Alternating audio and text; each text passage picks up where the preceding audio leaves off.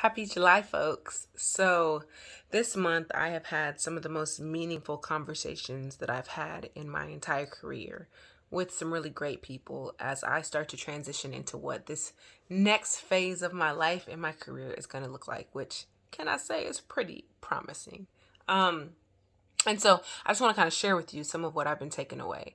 One person, particularly Reginald Adams, I appreciate you like no other.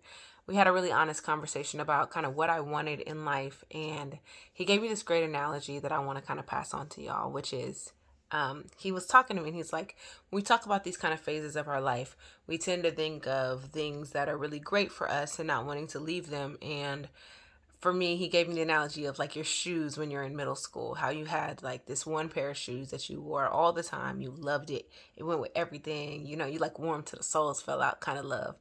And how, even though you spent so much of your life living and wearing those shoes, when you get to be like 30 and you try to put those shoes back on, like they don't fit.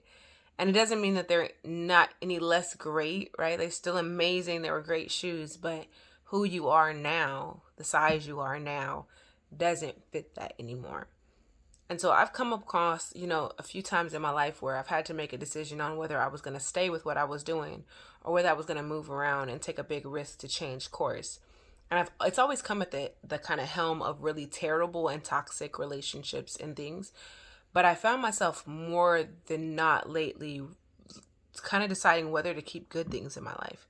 Things that have like served me the way that those old shoes have in such really, really great and meaningful ways, but that maybe don't fit who I want to be anymore.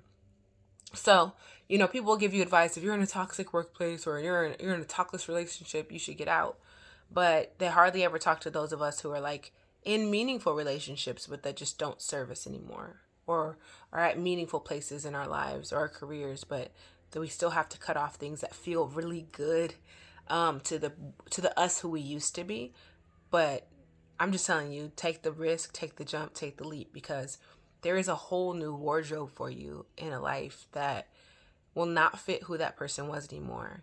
And you already feel it, right? You feel it in your bones. You feel that suit getting tighter.